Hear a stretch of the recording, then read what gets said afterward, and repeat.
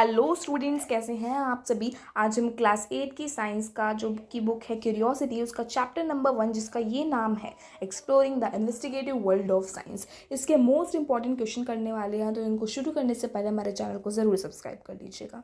तो चलिए अब हम शुरू करते हैं। तो let's start with some multiple choice questions MCQs।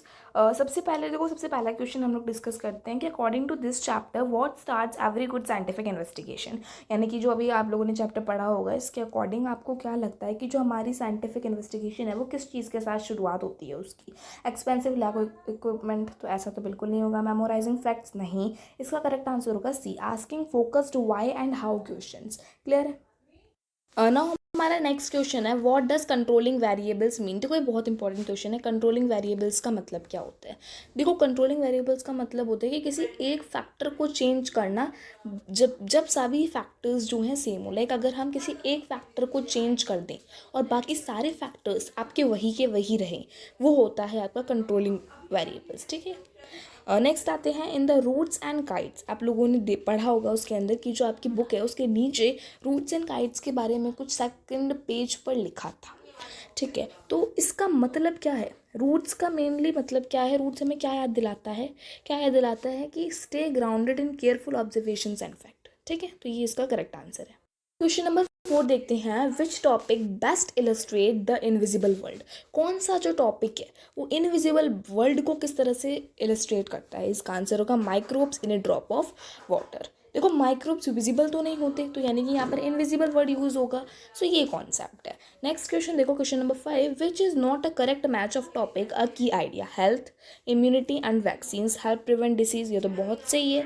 Electricity only lighting bulbs not heating, इसमें थोड़ा हमें डाउट हो सकता है। Forces change speed direction of object, ये भी सही है। Pressure and wind air moves from high, तो इसका करेक्ट आंसर होगा बेटा बी वाला। देखो इलेक्ट्रिसिटी में सिर्फ वो लाइटिंग बल्ब्स तो नहीं आते, कुछ हीटिंग ऑब्जेक्ट्स भी आते हैं। जब आप लोग अपना चैप्टर नंबर 4 पढ़ोगे जिसका नाम इलेक्ट्रिसिटी ही है, उसके अंदर आपको रियलाइज़ होगा कि हीटिंग इफेक्ट भी कुछ होता है। तो ये इसका आंसर होगा B. Okay, now question number 6 क्या है, what is the main reason for doing one change at a time in an experiment? To finish faster? No. To make it more exciting? हो सकता है। To clearly link cause and effect? To avoid writing observation? इसका answer बेटा होगा ये। तो ये scientifically जो मेन डायरेक्शन किस आंसर की तरफ जा रहा है ये देखो। ठीक है, तो इसका आंसर होगा ये कि जो वन चेंज होता है एक टाइम पर वो क्लियरली लिंक करने के लिए होता है कि कौन सी चीज़ हुई है और उससे क्या इफेक्ट पड़ा है। ठीक है ना। Next question, question number 7 which tool of science is most directly use when you record time to पफा पूरी। कौन सा टूल साइंस का सबसे ज़्यादा यूज होता है जब आप टाइम को रिकॉर्ड करते हो, एक एक्टिविटी करते टाइम, चाहे वो टू पफा पूरी वाली एक्टिविटी हो या कोई और एक्टिविटी हो। Classifying, measuring, predicting without testing या फिर गेसिंग। इसका आंसर क्या हो जाएगा, मेजरिंग। ठीक है, मेजरिंग वही सबसे इंपॉर्टेंट टूल है साइंस का। Start with some fill in the blanks. ठीक है, हमारा MCQs हो गया। अगर आप इतने जो अब तक मैंने MCQs करा, अगर आप वो सारे अच्छे से कर चुके हैं, आप अपना रेट मुझे कमेंट सेक्शन में ज़रूर बताइएगा, जिससे मुझे भी पता चल सके कि मेरी अंडरस्टैंडिंग सभी बच्चों को कितनी हो रही है। देखिए ये मेरा फर्स्ट अटैम्प्ट है तो मैं उतना अच्छा नहीं कर सकती, मुझे ऐसा लगता है, लेकिन प्लीज़ आप लोग मोटिवेट करिए, चैनल को सब्सक्राइब करिए और ऐसी ही वीडियोज़ आप लोगों के साथ आती रहेंगी। नेक्स्ट है writing down what you see is called. भी आपने देखा उसको क्या कहते हैं, उस चीज़ को क्या कहते हैं बेटा, ऑब्जर्वेशन। तो फर्स्ट का आंसर हो जाएगा ऑब्जर्वेशन। नाउ नेक्स्ट है health is complete physical mental and social wellbeing. Clear है, social wellbeing. Air moves from high pressure to low pressure to form winds. All matter is made of tiny particles that behave differently in solids, liquids and gases. Question number 5 light can reflect from mirrors and refract through lenses, या passes भी लिख सकते हैं। Watching the sun and moon helped humans create dash to track days and months. इसका हो जाएगा logical या critical, या फिर आप कह सकते हैं कैलेंडर्स, क्लॉक्स, कुछ भी हो जाएगा इसका। ठीक है, तो let us start with some very short answer questions. मैं आपको सारे मोस्ट इंपॉर्टेंट क्वेश्चंस करवा रही हूँ, याद रखिएगा। देखो पहला क्वेश्चन क्या है, what two words best start a scientific investigation. What and why, how, कुछ भी लिख सकते हो। In an experiment what do we call the factor we deliberately change. यानी कि एक एक्सपेरिमेंट में हम उस फैक्टर को क्या कहते हैं जिसको हम लोग अचानक से चेंज कर देते हैं। याद होगा मैंने आप लोगों को बताया, तो उसको क्या कहते हैं बेटा, वेरिएबल कहते हैं। तो आप लोग नॉर्मली आंसर लिखेंगे, in an experiment we call the factor that we deliberately change is variable. Name one instrument you could take in the puri experiment. क्या है वो इंस्ट्रूमेंट बेटा? सॉरी यहाँ पे था मेजरमेंट। तो मेजरमेंट आप लोग टाइम की मेजरमेंट कर सकते हो, ठीक है। Give one reason to keep a science notebook. क्यों हमें साइंस नोटबुक को रखना चाहिए बताओ। इसका एक रीज़न दो, ताकि हम ऑब्जर्वेशंस को टाइम बाय टाइम रिदमली एक वाइगरस मूवमेंट के थ्रू कांटेक्ट में रख सकें कि ये ऑब्जर्वेशन हमने करी और इससे कोई कन्फ्यूजन क्रिएशन ना हो। अगर आपको इन सभी क्वेश्चन आंसर्स के परफेक्ट आंसर चाहिए तो मैं आपको हैंड रिटन परफेक्ट आंसर अपने टेलीग्राम चैनल पे प्रोवाइड कर दूंगी। पहले आपको कमेंट करना होगा, ठीक है। और start with short answer questions. So हमारा फर्स्ट क्वेश्चन है, why is changing only one variable at a time important. आपको बताना है कि सिर्फ एक वेरिएबल को चेंज करना एक ही टाइम पर क्यों इम्पॉर्टेंट होता है। स्टूडेंट्स, इसका आंसर हो जाएगा कि changing only one variable at a time is important to ensure a fair test. इतना यहाँ से यहाँ तक भी लिखते हो तो आपको अच्छे नंबर मिल जाएंगे। It allows us to isolate the cause and effect. हमें कॉज एंड इफेक्ट को समझने में हेल्प करता है। मेकिंग इट क्लियर, उसको क्लियर बनाता है that any observe change in the result was cause specifically by that one factor and not something else. Perfect answer इसका ये है।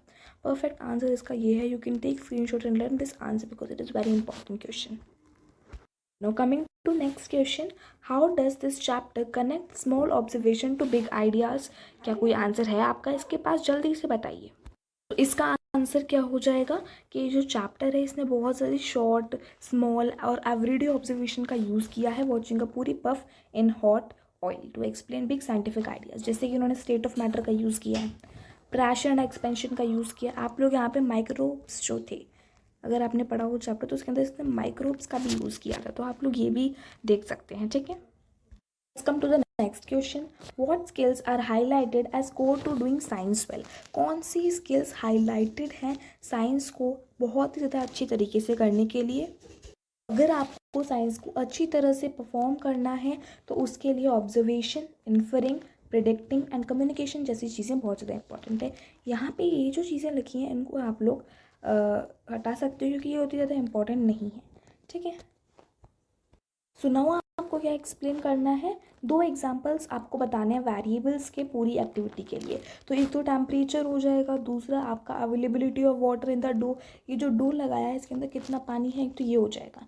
दूसरा क्या हो जाएगा कि उसका टेम्परेचर, किस टेम्परेचर पर आप इसको हीट कर रहे हैं, है ना। तो पहला तो टेम्परेचर हो गया, दूसरा वाटर हो गया कि डो के अंदर कितना वाटर प्रेजेंट है, ठीक है। Next and last thing, match the following. इसके अंदर क्या करना है, हमें कुछ इंस्ट्रक्शंस दिए हुए हैं कि जो कॉलम ए है उसको कॉलम बी से मैच करना है। यानी कि ये जो चीज़ें हैं आपको इनसे मैच करना है। मैं थोड़ा यहाँ पे जूम कर देती हूँ।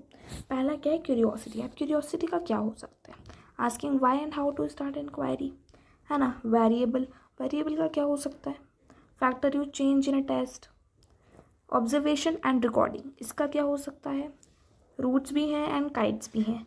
तो देखो इसका तो हो जाएगा ऑब्जर्वेशन का creative ideas and imagination. Kites का हो जाएगा तो इसका हो जाएगा रूट्स का ई, grounded in facts and evidence. Kites का हो जाएगा केयरफुल नोटिंग और व्हाट हैपेंस, ठीक है। बहुत ही सिंपल था। आप थोड़ा और इसको अच्छे से रिवाइज करेंगे तो आपको आ जाएगा, ठीक है। तो बस यही था आज के लिए, इतना ही। Thank you so much students हमारे साथ ऐसे ही एंड तक बने रहने के लिए। एंड जल्द ही हम लोग चैप्टर 2 के जो एक्सप्लेनेशन है प्लस जो इम्पोर्टेंट क्वेश्चंस हैं उसे भी ले आएंगे। चैप्टर 1 के लिए मैं अभी आज ही आप लोगों के लिए कुछ समरी, कुछ नोट्स एंड कुछ प्रैक्टिस के लिए आप लोगों के लिए क्वेश्चंस और लेके आऊँगी, और मोस्ट एग्जाम ओरिएंटेड क्वेश्चंस भी मैं आप लोगों के लिए लेके आऊँगी। तो जस्ट वेट, अभी आप लोग इतना प्रिपेयर करिए, आगे मिलते हैं। Thank you, bye bye.